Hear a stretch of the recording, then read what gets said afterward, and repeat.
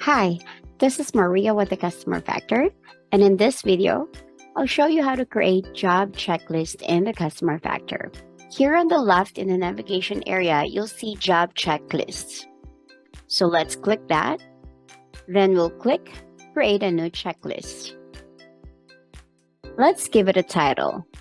For some ideas on how to use checklists, some users create an arrival checklist which provides a step-by-step for users when they first arrive on the job site, or a job completed checklist where there's a step-by-step after user finishes a job. For example, we'll just type in arrival. You can create specific checklists by selecting the item in the drop-down. So maybe we're creating an arrival checklist which applies to all jobs, or we might be setting up a checklist specifically for pressure washing jobs. In our example, we'll go ahead and choose all jobs. Here, you can choose yes if you want to make this checklist required. What this means is that if a user is in the mobile app, they can't mark the job as completed until the checklist is done first. You can select all customers or specific customers. Maybe there's a customer or two that has a very specific needs.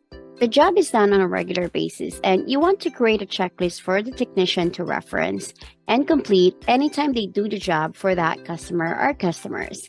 For our purposes, we'll leave it set to all customers.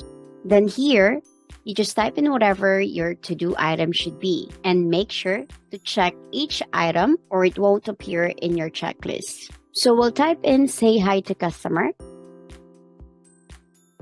and unpack equipment.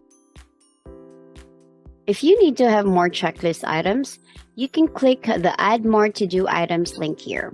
And finally, if you want to include a little notes area for the technician to write extra notes if necessary, you can just keep this checkbox checked. When done, click save at the top right. And that's it. You can create an unlimited number of checklists for any purpose you can think of. So if you have an arrival checklist set for all jobs, a job completed checklist set for all jobs, and a pressure cleaning checklist set for the item name of pressure cleaning, then whenever the user or technician arrives at the job site for a pressure cleaning job, they will see 3 checklists all in one window. In the mobile app, the checklist image is located right next to the item name on the appointment screen. And that's it for checklists. See you in the next video.